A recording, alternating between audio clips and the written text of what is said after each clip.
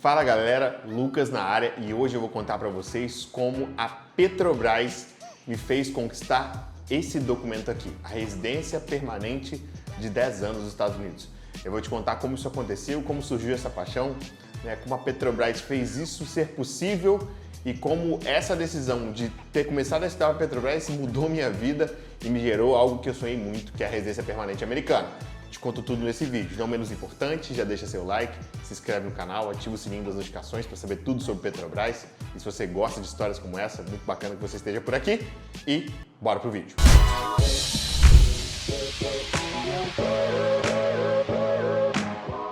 Então bora. Hoje não o professor, e sim o Lucas. Eu vou contar um relato de como isso foi possível e para você entender o porquê dessas conexões. Existiu um momento que eu me encantei pelos Estados Unidos, quando criança eu nem sonhava, porque era tão distante da minha realidade. Eu via colegas ou conhecidos que iam à Disney. Aquilo era algo tão distante da minha vida que eu nem considerava uma possibilidade. E aí, com o passar do tempo, com as conquistas, eu fui começando a me interessar por isso. A primeira parte dessa jornada começa lá com 15, 16 anos na escola, péssimo aluno, tirava notas muito baixas, tinha ficado de dependência 2 vezes, começa a estudar focado no vestibular, Me esforço por um tempo relativamente curto, porque eu me empenhei de forma demasiada, estudei muito mesmo, conquisto a minha primeira aprovação para um vestibular federal. Começo a graduação de engenharia e alguns anos à frente, poucos anos depois, eu passo o meu primeiro concurso da Petrobras. Exatamente utilizando essa mesma filosofia, que eu falo tanto com vocês, de rotina, sempre muito consistente. Quando eu coloco uma coisa na cabeça, eu vou até o final porque é algo que eu quero muito e eu me esforço muito para chegar lá. E aí, beleza, entro na Petrobras, um mundo completamente novo, eu não tinha noção nem de quanto eu ganharia, e aí você vai sendo apresentado a coisas que você nunca imaginou. Então eu lembro de cara, 7 dias depois, ganhei um abono de 7 mil reais, nunca tinha visto tanto dinheiro na minha vida, eu ganhava um dinheirinho dando aula na época, então era algo simbólico, começou a ser muito mais. E aí, beleza, eu via colegas que trabalhavam comigo, outras pessoas que trabalhavam na mesma plataforma que eu, falando que tinham viajado para a Europa, que iam para os Estados Unidos todos os anos. E aí, aquela vontade ela vai começando a germinar em mim, de viajar, fazer viagens para fora do país. A primeira que eu fiz foi para a Argentina, levei minha família, também era um sonho. Depois disso, eu começo a me planejar para essa segunda viagem. E essa primeira viagem internacional acontece alguns anos depois, por volta de 3 anos de Petrobras eu já tinha. Eu vou junto com meu primo, que inclusive trabalha comigo, e com o pai e a madrasta dele da época. Eu me planejo para ir e acontece essa viagem, uma viagem que eu vou para Los Angeles e Las Vegas. Na época, para vocês terem uma noção, o dólar estava mais ou menos 1,60. Então, na Petrobras, em 2014 para 2015, eu já ganhava em torno de 160 a 170 mil reais por ano. Naquela época, o salário de um operador era por volta de 100 mil dólares anuais. Vocês não têm noção do poder de compra. A gente comparar com hoje, seria um operador ganhando 530 mil reais por ano. Por quê, gente? Muitas das coisas que a gente quer, elas são baseadas no dólar. Preço de carro, preço de eletrônico, comida e outras coisas não. Mas os commodities principais são todos baseados no dólar. Então a gente tinha um poder aquisitivo muito alto na empresa, muito mesmo. E aí eu realmente planejo a viagem dos sonhos. Fiquei 14 dias, 7 dias em Las Vegas, 7 dias em Los Angeles. Nessa viagem eu gastei uma grana muito grande, mas eu realizei todos os meus sonhos. Vou pedir até o editor para colocar aqui algumas imagens na tela. Fui em Venice Beach, andei na Strip em Las Vegas, fiquei no hotel daquele filme Se Beber Não Case, que tinha uma parte que é feita de ouro na frente, lá no Caesar Palace. Aluguei um Mustang conversível, que era meu sonho, andei no deserto, fui em stand de tiro, atirei com desert, fiz tudo que eu sonhei, eu fiz naquela viagem. Custou uma fortuna, mas na época era a realidade, então eu fiz essa viagem. E quando você chega nos Estados Unidos, você naturalmente se encanta, ainda mais como turista. Você nunca viu uma estrutura como aquela, você chega no aeroporto, um negócio impressionante, os locais que a gente ficou, os carros que a gente dirigiu, tudo que a gente fez foi uma experiência muito incrível. Os Estados Unidos, disparadamente, é um dos melhores países nessa questão de turismo, de estrutura para turismo, e eu começo a me encantar. E eu lembro que quando eu cheguei, não dava vontade de ir embora.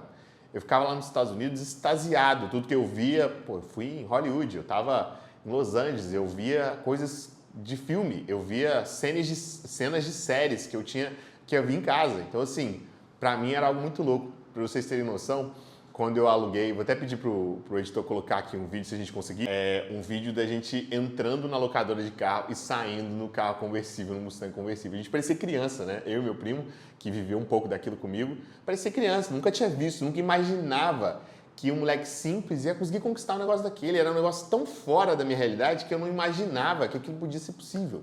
E eu comecei a viver aquilo nos Estados Unidos. Fui na Warner, fiz vários passeios, foi disparadamente a melhor viagem da minha vida. E naquele momento brilha uma vontade de ficar nos Estados Unidos. Só que eu era funcionário Petrobras, tinha um emprego muito estável, ganhava $100 mil por ano. Até para os americanos eu tinha uma realidade até acima deles. Em média, os americanos não ganhavam $100 mil por ano. Então eu tinha uma realidade muito boa e tinha um poder aquisitivo muito alto, até para a realidade local. E ali, naquele momento, fica aquela vontade de um breve retorno, um sentimento de querer voltar.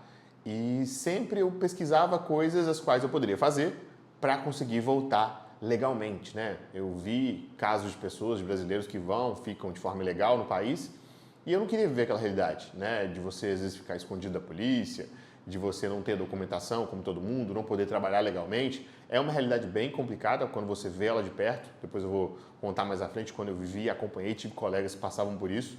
Então eu não queria viver aquilo, eu não precisava. Só que era uma vontade que ficava ali guardada. Beleza.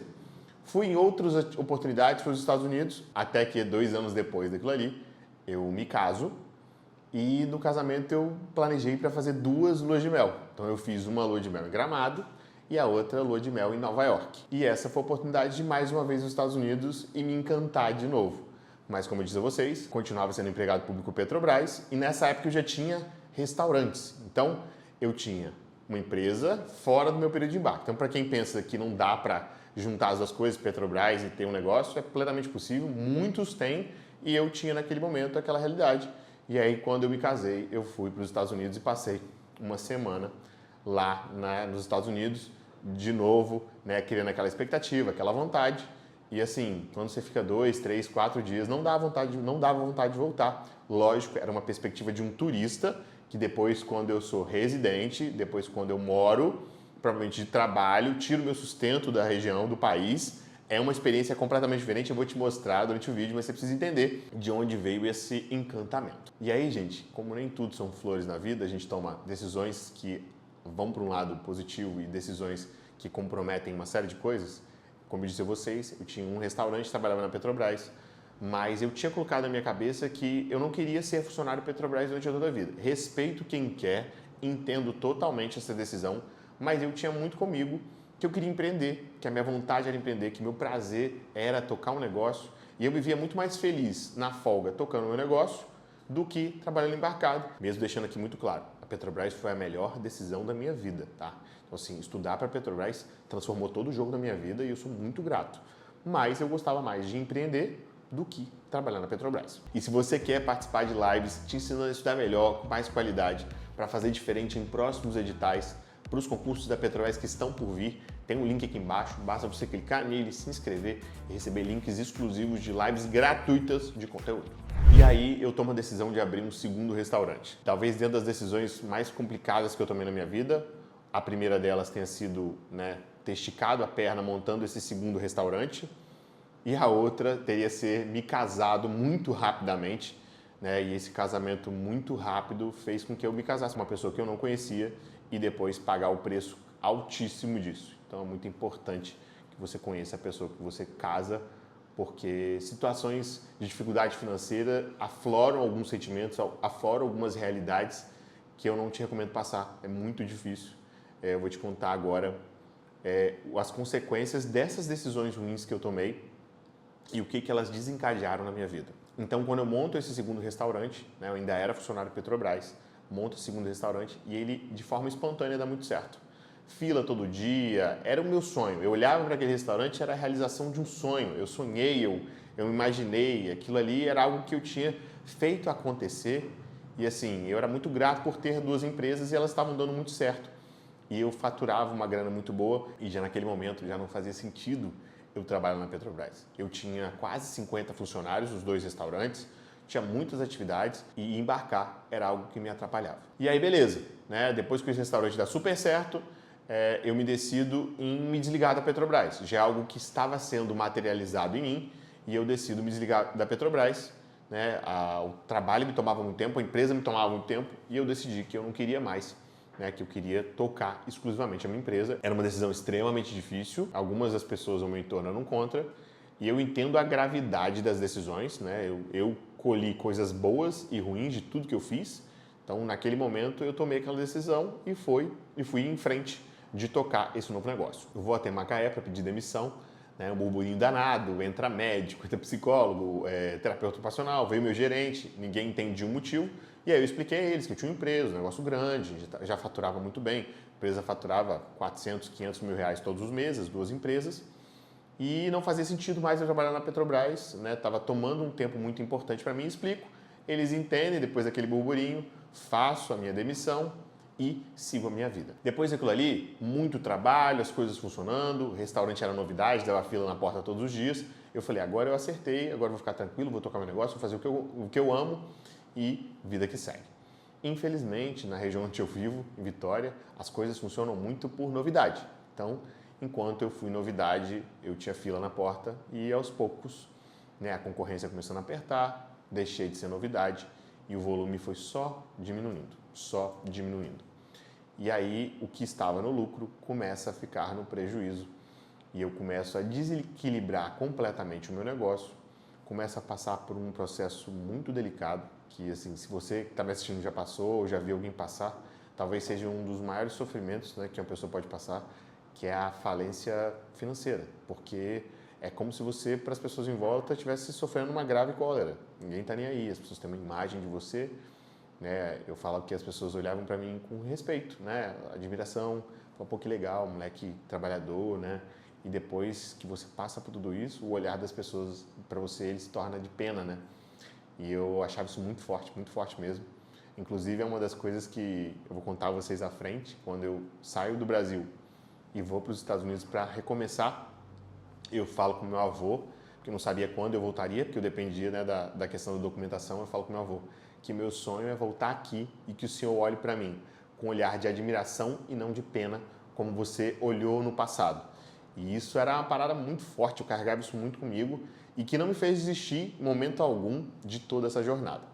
E aí vamos lá, né? Peço demissão, volto, o restaurante começa a ir mal, alguns meses depois, e eu nunca tinha passado por uma situação de falência, não tinha ninguém na minha família que tinha vivido algo parecido, não tive criação de pai que foi empreendedor, mãe empreendedora, estava ali literalmente numa situação de desespero, né? Eu poderia ter lidado com ela de uma forma muito diferente, ter desfeito do restaurante, seguindo em frente.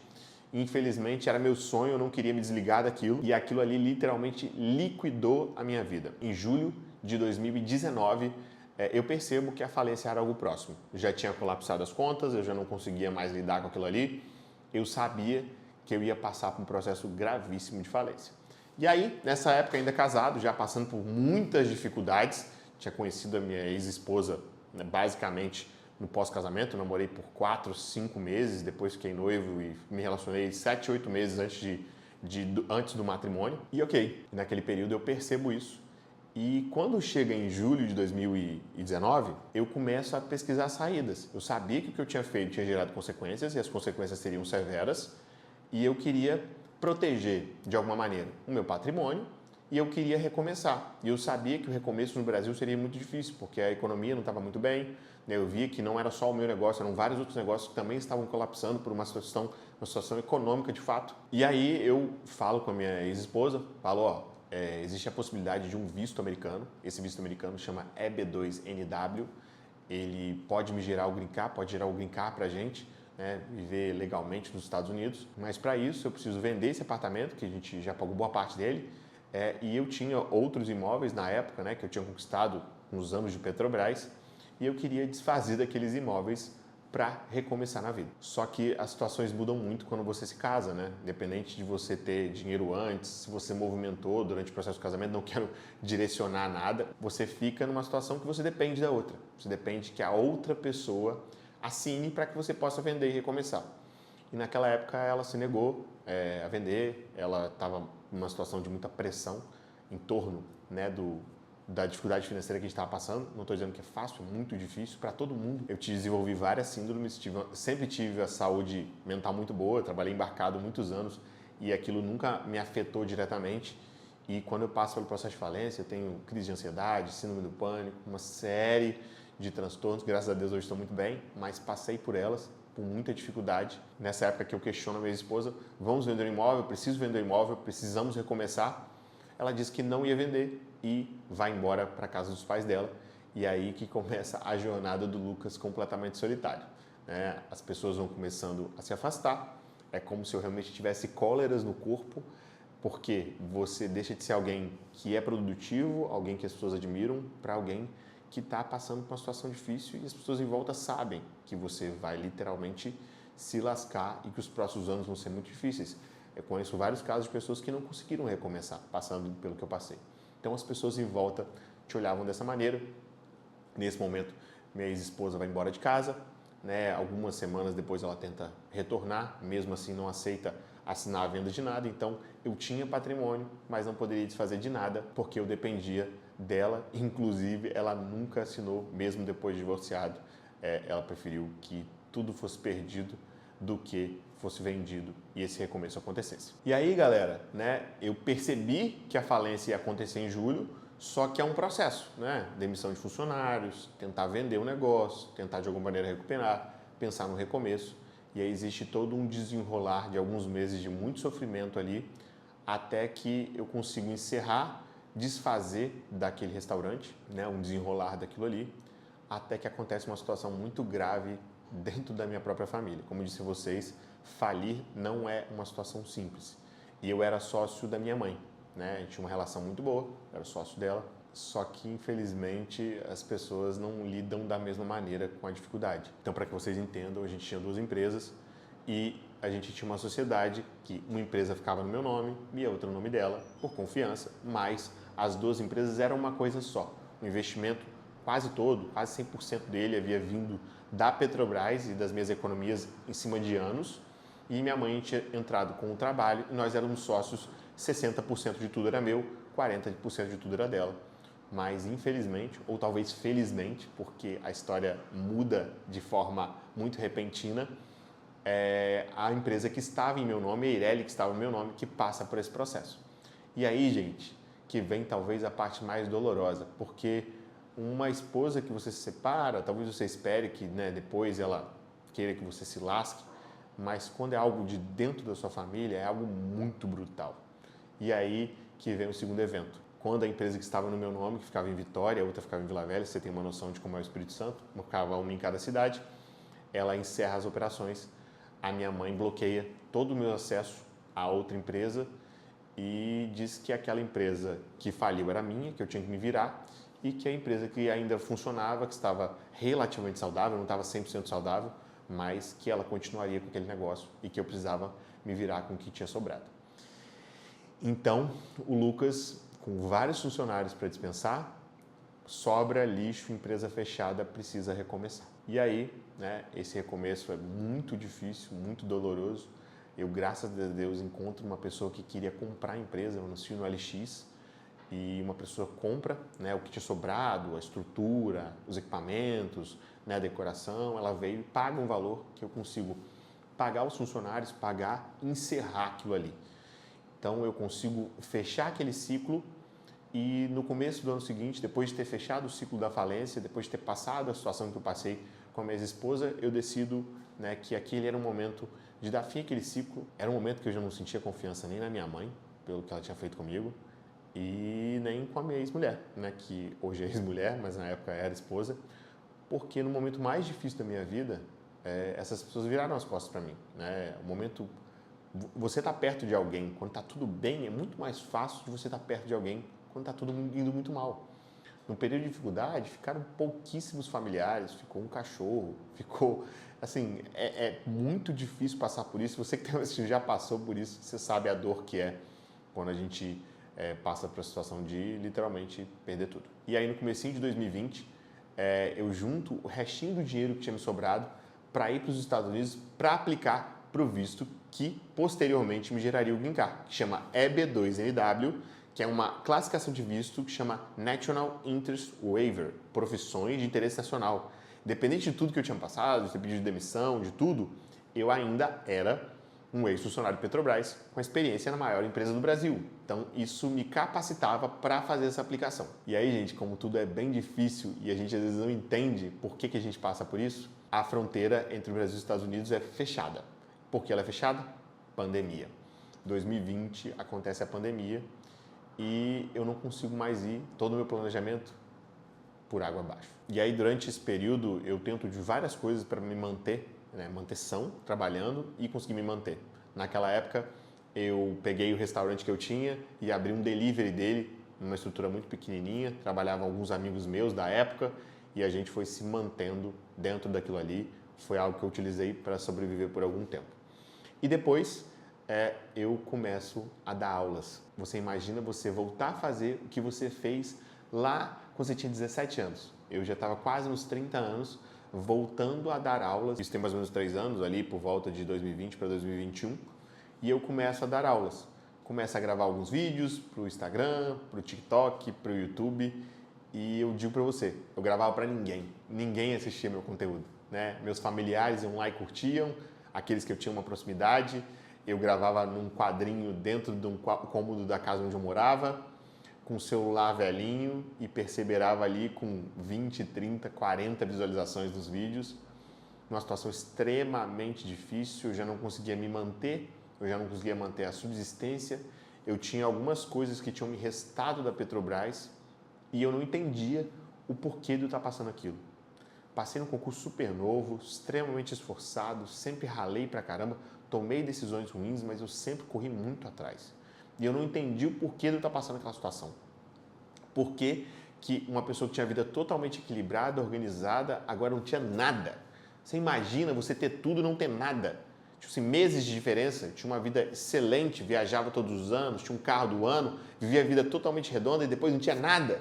Imagina você perder tudo. Foi exatamente isso que eu passei. E aí começo a gravar, por várias vezes pensei em desistir, o Instagram não dava certo, até que eu começo a gravar alguns vídeos para o TikTok, e aí esses vídeos para o TikTok começam a dar algum tipo de visualização, e eu continuava ali gravando, tentando, dava aulas particulares, uma situação extremamente difícil, um começo extremamente difícil, mudo o ambiente de pessoas, né? Começo a conviver com amigos do passado, outros professores, começo a mudar a roda de relacionamentos, começo em alguns momentos, eu tinha um dinheirinho guardado, mas eu não conseguia manter o meu dia a dia.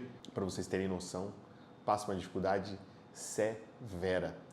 Até que, com muita dificuldade, no começo de 2022, a gente está falando de pandemia, tá? Então a pandemia perdurou por um bom tempo. E aí no começo de 2022, em março, eu desisto, de continuar trabalhando com internet, eu estava passando dificuldade demais. E aí dentro desse período que eu estou fazendo gravações, sai um edital da Petrobras, E eu começo a gravar conteúdos para a Petrobras e esses conteúdos viralizam. Então, quer dizer, meu canal não tinha visualização nenhuma. Depois que eu comecei a falar de Petrobras, começou a dar bastante visualização. Eu ainda passava uma situação extremamente difícil. Se você ver vídeos do passado, você não veria uma estrutura como essa. Você vê uma casa muito simples, com inclusive uma parede que tinha uma rachadura. Eu gravava com uma estrutura extremamente simples. O que eu tinha era o que eu fazia. E esses vídeos começaram a dar bastante visualização. Na época, eu gravava, eu editava, eu fazia todo o processo mesmo. E esses vídeos dão alguma visualização, me geram uma renda muito pequenininha. Às vezes as pessoas têm uma imagem que o YouTube paga super bem. Não, gente, é simbólico. O valor que paga do YouTube assim, é muito pouquinho, baseado nas visualizações, que não são muitas. São outras coisas que a gente consegue monetizar através da internet, mas as visualizações não são algo que gera um retorno financeiro expressivo. E aí esses vídeos dão certo, eu crio uma certa empolgação, mas depois o edital passa e eu volto a não ter muitas visualizações. Até que, com muita dificuldade, gente, porque eu sei que muitos vão achar engraçado, isso, mas quando eu passo por aquela dificuldade, o único ser que fica comigo é o meu cachorro, As pessoas foram embora, eu fiquei sozinho e ele foi o meu grande companheiro desse tempo todo. É o que não me deixou entrar em depressão, foi o que não me deixou perecer, desistir. Foi Deus e o cachorro, porque era uma situação muito difícil que eu passava e o apego que eu tinha era com um animal, era um ser que dependia de mim, então eu precisava acordar, passear, dar alimentação. Então eu nunca imaginei que uma pessoa poderia criar esse vínculo para um animal e naquele momento eu construí esse vínculo. E aí eu não queria viajar porque eu teria que deixar ele com outra pessoa e tudo mais, até que eu tomo essa decisão que foi bastante difícil. Naquele momento, gente, eu já tinha algumas reservinhas, algumas coisas que garantiam a minha aplicação para esse visto, que não era uma certeza, que é o visto EB2NW, e eu tinha o visto americano, né? Esse visto americano que ainda valia até 2024. A gente estava no comecinho de 2022, eu só tinha mais 2 anos para utilizar o passaporte. Por quê? Se passasse, gente, quando eu apliquei para o visto, eu tinha uma realidade de vida. Né? Eu era funcionário Petrobras, é muito diferente se aplicar para um visto sendo funcionário Petrobras, a chance de aprovação é muito grande. Imagina a pessoa, depois de ter passado por tudo que eu passei, conseguir uma renovação do visto, seria muito mais difícil. E aí eu lembro como se fosse hoje, março, de 23 de março, eu vou para os Estados Unidos com aquele sentimento de recomeço mesmo. Gente, eu não tinha nada mais, assim, era o restinho do dinheiro para eu fazer a aplicação para o visto americano e a chance de recomeçar. E aí, eu lembro como se fosse hoje, eu estava chegando, o aeroporto que eu fiz a imigração era em Washington, e eu tinha muito medo deles me mandarem embora na imigração, receio, né, preocupação. Eu falava assim, gente, eles podem negar. E eu lembro que eu passei pela imigração muito preocupado, porque eles podem pegar seu visto e dizer assim, pode voltar. Eu só tinha aquele trecho de passagem, eu ficaria na casa de um amigo e já tinha ido outras vezes, mas é uma preocupação que qualquer pessoa que está imaginando imigrar, por quê? Estava fazendo um processo que era totalmente legal, eu tinha visto para entrar no país, só que a gente sabe que imigração americana não é algo tão simples assim, né? Coisas acontecem e às vezes você é o escolhido. Ele simplesmente vai fazer uma análise ali e vai dizer, pode voltar. E eu vi aquilo como minha última chance. Como eu falei com vocês alguns minutos antes, no vídeo, eu fui despedido dos meus avós, as pessoas que eu mais considero, assim, as pessoas que, independente das circunstâncias, estiveram comigo, independente de tudo que eu passei, estiveram comigo.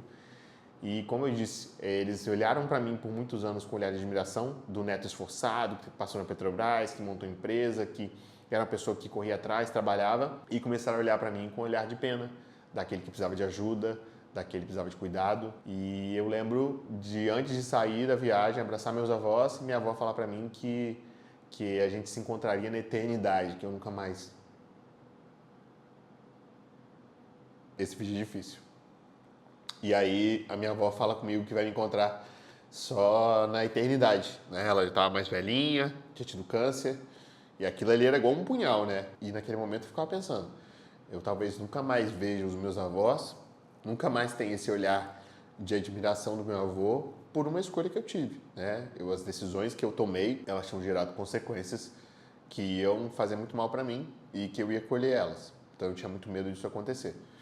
E aí, chego, né, passo pela imigração, eu lembro de eu comemorando que eu tinha conseguido, que tinha dado certo, né, o oficial de imigração tinha me dado o carimbo e eu tinha passado para os Estados Unidos. E aí, nesse momento, começa toda uma jornada, né, eu chego em Massachusetts, né, Boston, eu chego lá no aeroporto, não era uma região que eu não conhecia, um amigo do meu primo me recebeu na casa dele, isso é muito difícil nos Estados Unidos, quem tem noção de como é difícil, as pessoas te receberem, e aí eu sou muito grato a ele, o David, e ele me recebeu, e o que eu tinha era literalmente a conta da aplicação para esse visto americano, que dependia de uma entrada, e aí durante o processo, meses depois dessa aplicação, você recebe a autorização de trabalho, né? Então você consegue estar legalmente aguardando essa segunda análise. Então, para quem está aqui mais pensando no visto EB2NW, esse visto é dividido em 2 fases. A primeira fase uma fase que eles te dão autorização de trabalho e Social Security, que é um CPF americano, e a segunda fase é que eles vão analisar se você vai fazer jus ou não ao Green Card. Então eu chego, corro com a documentação, faço a aplicação, dou essa entrada, até que, né, alguns meses depois, eu consigo o tão sonhado Work Permit e o Social Security, que são os 2 documentos muito importantes, né, para você começar a vida nos Estados Unidos, Social Security, como é que você vive lá sem CPF, como você paga impostos, como você trabalha, e aí começa toda essa jornada. Agora, vendo os Estados Unidos de uma perspectiva totalmente diferente, eu vivo os Estados Unidos como um turista, o turista acha tudo perfeito, ele vai lá para gastar dinheiro, a rede hoteleira é muito boa, a estrutura é muito boa, você vive em função de se divertir. E se você for só se divertir num país, é muito diferente de você ver a realidade de alguém que é imigrante. Independente de eu estar aplicando, né, para um visto que reconhecia a minha experiência, de qualquer maneira eu era visto como imigrante, um imigrante recomeçando. Então eu faço esse processo americano, ele dá certo e aí minha vida volta a florescer, né? Volta a sentir esperança de tudo que eu tinha passado, as coisas começaram a fazer sentido, era uma pequena vitória ao meio de várias derrotas que eu tinha tido no último ano e beleza, segue a vida, começa a trabalhar, trabalhe em coisas que, assim, gente, eu nunca tive vergonha nenhuma de trabalhar, eu sempre tive muita garra. Eu sabia que a vida que eu tinha, se eu tinha conquistado uma vez, eu conseguiria conquistar de novo, e eu vi aquele recomeço com a chance que eu tinha, então era a minha oportunidade. Então, galera, trabalhei em coisas que eu nunca imaginei trabalhar. Trabalhei com pintura em casas extremamente altas, escadas extremamente perigosas. Fiz vários trabalhos que eu nunca imaginei que eu faria, mas porque eu precisava e que eu entendi que era um processo que eu tinha que passar. Se eu não passasse por aquele processo, não haveria um recomeço. Até que vem meu primeiro inverno. Minha vida já estava regularizada, eu tinha comprado um truck, tinha comprado uma F-150, né, para trabalhar. Eu estava trabalhando com staging. Staging é encenação de casas. Eu trabalhava para uma americana, já estava bem em inglês, já conseguia desenvolver. Já era uma atividade menos manual, mais intelectual, buscava equipamentos, ajudava a montar. Era algo bem bacana e eu estava evoluindo, comecei a ganhar um dinheiro melhor, né? A gente começa ganhando pouco, naquela época eu já estava ganhando o dobro do que eu cheguei. Então a vida já estava ganhando traços mais organizados e assim, meu coração já estava enchendo de alegria por entender que, independente de tudo que eu tinha feito, tudo que eu tinha plantado de bom, eu estava colhendo. Mesmo que as coisas erradas que eu fiz, né, as decisões que eu tomei me geraram consequências negativas, todas boas eu vinha colhendo. E aí, naquele período, né, eu já estava trabalhando com esse segmento de encenação, até colegas já perguntaram no Instagram no passado e eu mostrava e tudo mais. Vem meu primeiro inverno. E quem mora fora, né, quem já morou fora ou que tem amigos, sabe que o inverno é muito diferente nos Estados Unidos. O inverno na região onde eu morava, né, a neve é muito volumosa e você tem os dias muito curtos. Então, o dia amanhece 8h30 e se encerra por volta de 4 da tarde. E esses dias compactos, eles são muito normais, muito comum as pessoas ficarem meio depressivas, porque o sol, ele é muito importante para você se sentir bem, estar bem com você mesmo, né? Então faz muita diferença essa questão do sol. E aí o trabalho, ele diminui muito. Então, por exemplo, eu trabalhava no segmento de staging, que era encenação de casas. As casas são encenadas para serem vendidas e no inverno se vende muitas casas, muito menos casas. As pessoas não vão sair no meio da neve atrás de ver uma casa ser vendida. Então, o volume de trabalho ele reduz muito e eu comecei a ficar ocioso. E eram festas de final de ano, eu morava no basement da casa da Jess, que era a pessoa que fazia essa terceirização comigo. Ela contratava a minha empresa para prestar serviço para ela, essa americana. Eu morava no basement da casa dela e ela vai viajar. Ela vai para a casa da família dela, né, numa região mais quente, na época do final do ano. E eu fico sozinho naquela casa enorme e com pouquíssimo trabalho. E aí imagina, gente, você ser imigrante, sozinho, passar Natal sozinho, passar Réveillon sozinho. É muito, muito difícil. E nesse período que eu fiquei nos Estados Unidos, eu não gravava para o YouTube. Então eu fiquei um bom período sem gravar nada. Eu acredito que 9, 10 meses sem gravar absolutamente nada. E aí nesse momento eu falo, quer saber? Vou gravar sobre a autorização do meu documento, né? Sobre o processo migratório.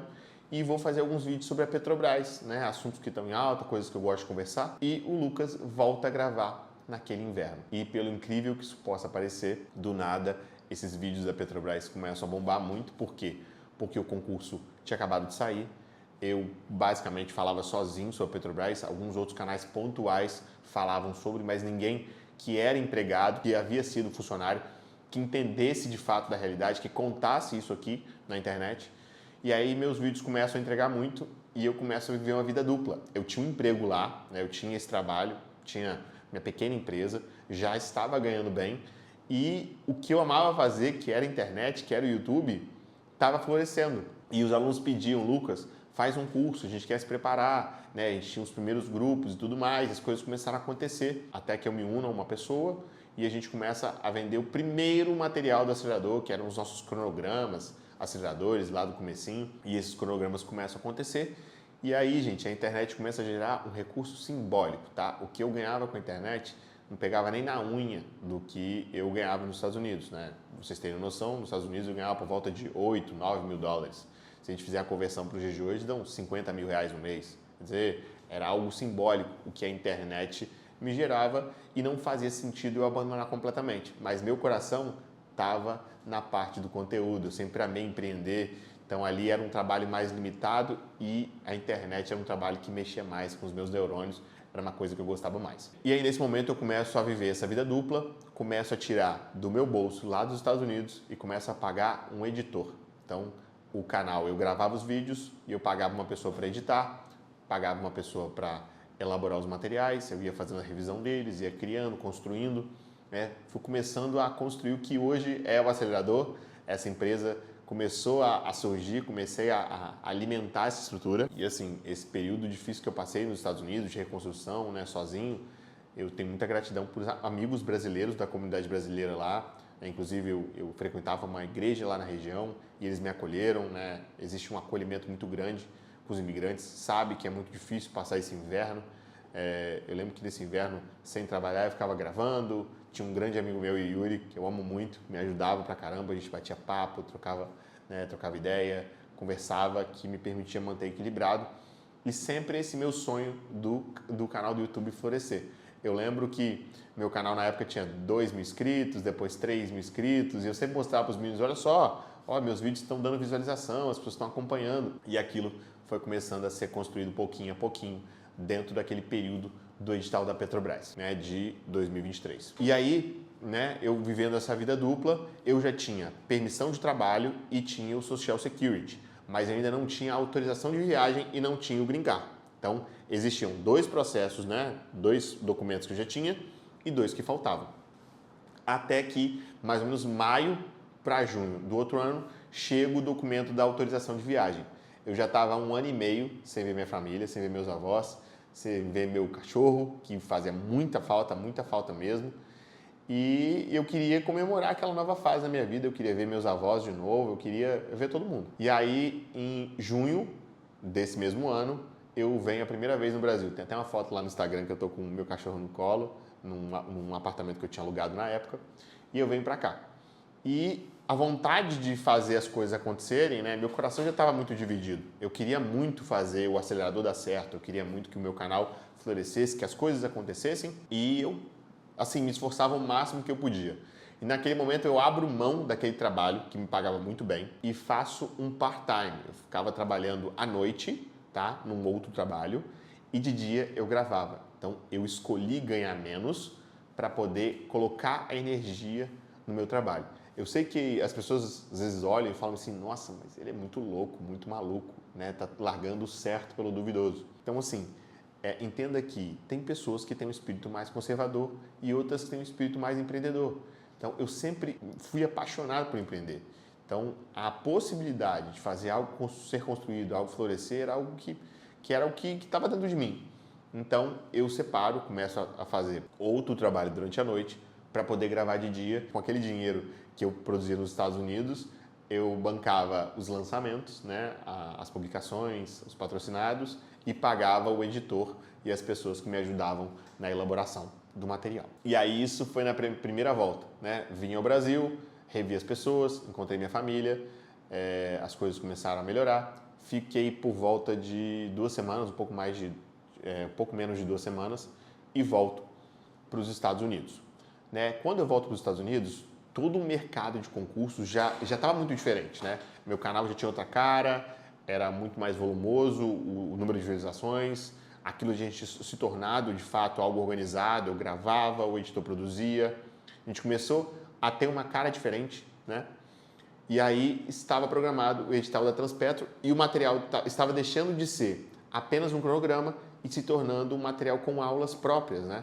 Então eu estava começando a investir tudo que entrava para transformar isso num material que é o que é hoje, né? Mais de 10.000 vídeos, mais de 15 professores, uma estrutura organizada de uma plataforma que aprovou centenas de alunos. E aí, meu primo, nesse momento, estava na Nova Zelândia, o Ícaro, e eu estava nos Estados Unidos mantendo essa rotina dupla. E a gente sempre falava quase que o dia todo por ligação de WhatsApp. E eu falando com ele, falei, 2023 é o ano do canal, né? As coisas vão mudar.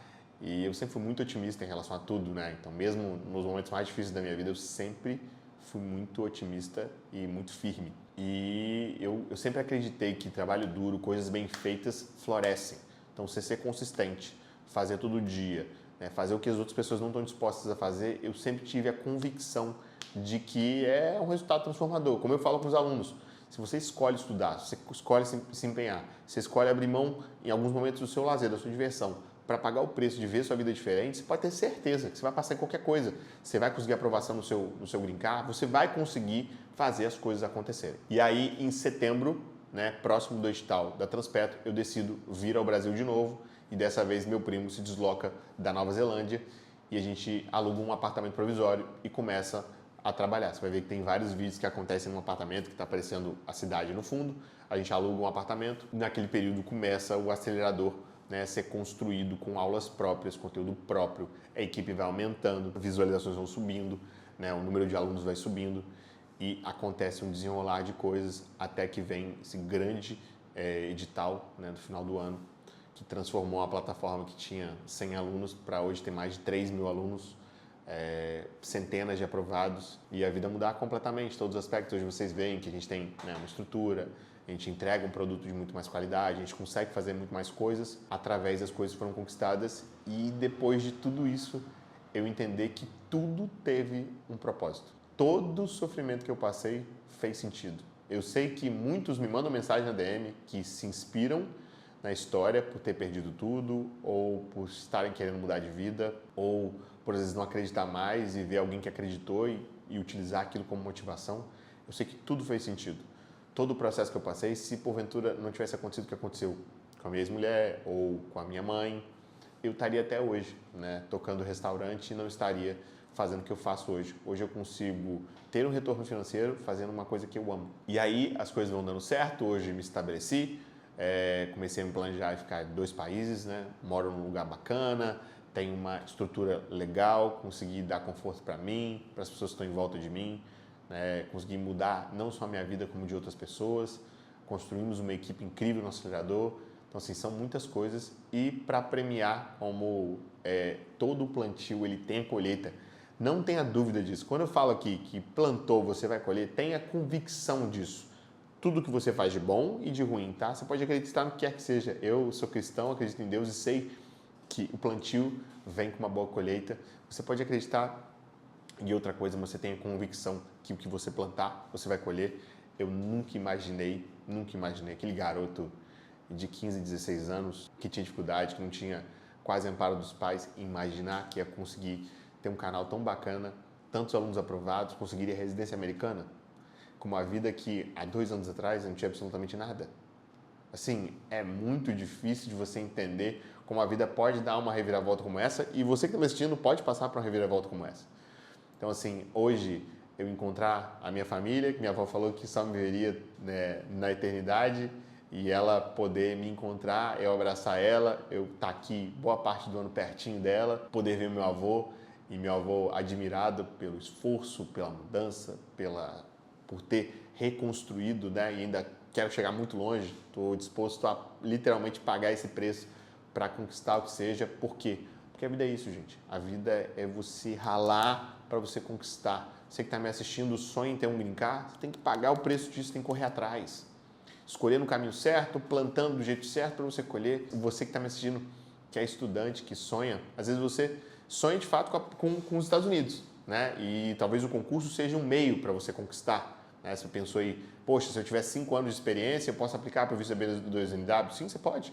Você pode passar no concurso agora, galera que passou, ou você passar no próximo concurso, ser chamado e daqui a 5 anos você fazer a mesma aplicação que eu e morar fora. Se esse for seu sonho, vá atrás dele. Se seu sonho é ser funcionário da Petrobras, também vá atrás dele.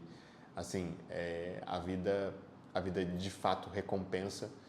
E hoje tem a vida perfeita, longe disso, como no passado não tinha, mas eu conquistei muita coisa através do esforço. E eu estou aqui para te dizer, rotina, consistência, pagar o preço fazem toda a diferença. Desculpa que eu fiquei emocionado em alguns momentos do vídeo, que essa história dos meus avós, as coisas que eu passei, graças a Deus a terapia já tampou as feridas, está tudo em paz. Deus foi muito bom comigo, sou muito grato. Espero que esse vídeo tenha te ajudado, espero que ele tenha te feito pensar, refletir. E é isso, tamo junto, forte abraço.